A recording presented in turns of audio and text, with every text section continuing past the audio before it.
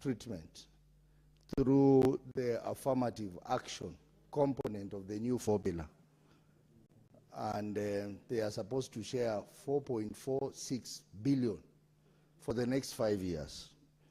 Now, if you look at this bill, that translates to around 371 million shillings for each of the 12 counties.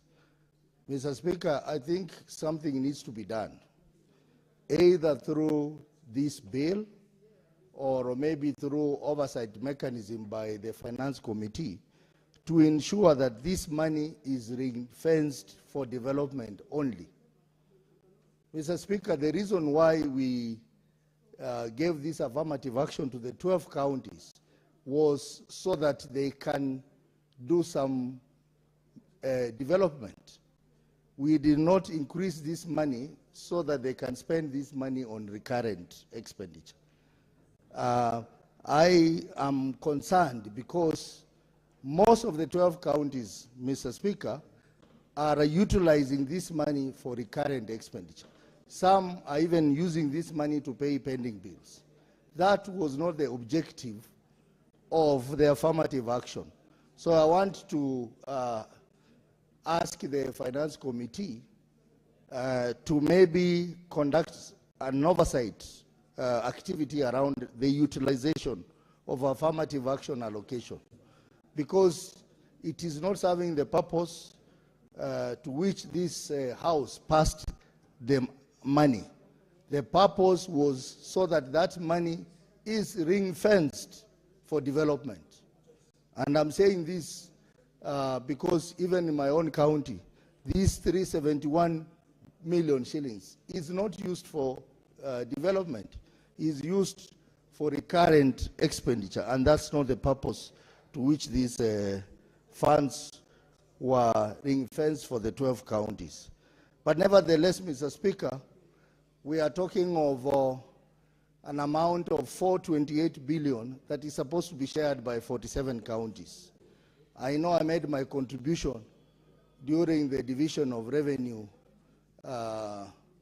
bill discussion to say that it is unfortunate that the government has not complied to the 10 points agenda that stipulated that in the financial year 2024-2025, counties be given 450 billion.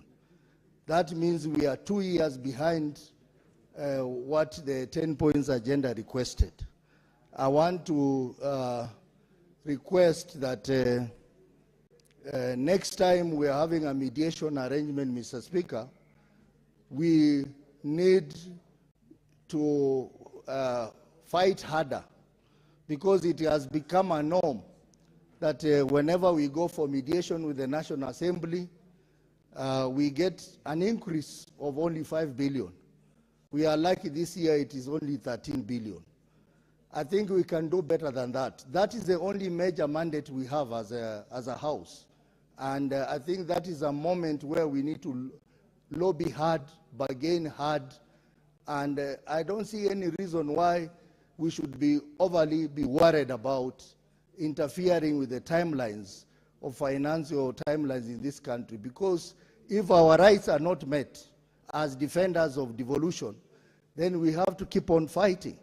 So I think that in the next financial year, which will be done when we are just about to face election, that is 2027-2028, I think we need to close this House by ensuring that we surpass the 450 billion that was envisaged by our late party leader, Honorable Raila Amolo Odinga.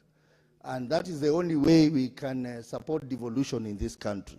Mr. Speaker, looking at the ceilings, particularly for the county assembly, there has been a marginal decrease or increase in the ceilings.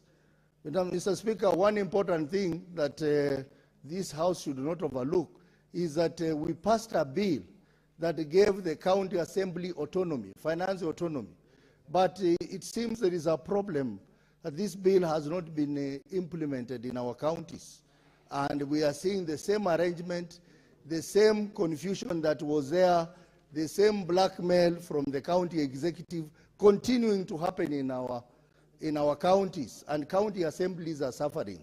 I think this is another area that I would request the committees involved, the Finance Committee and the Devolution Committee, to move with speed and ensure full implementation of the bill that we passed in this House to give county assemblies financial autonomy. Mr. Speaker. Mr. Speaker, I support.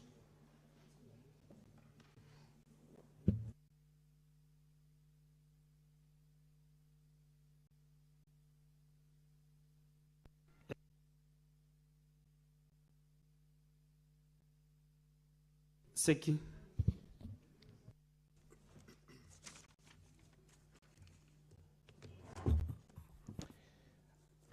Thank you very much, Honorable Speaker.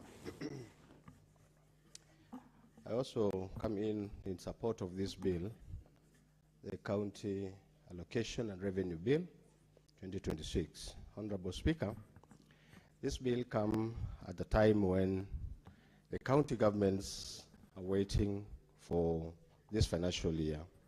Honorable Speaker, it is true that my other presenters has presented in this floor, the release of funds is very important at this moment. And we are here to approve and release funds to counties. This is a bill that releases funds to counties, Honorable Speaker.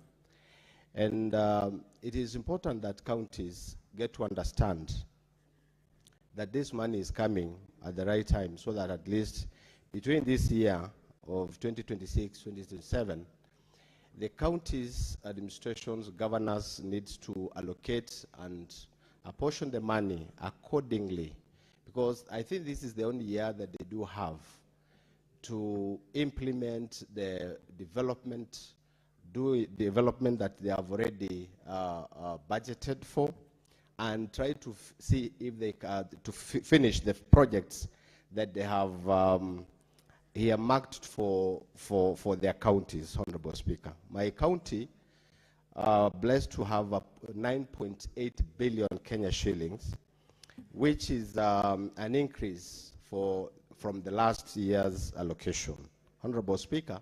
And this gives a reflection which we need to know that there are many pending bills within the counties.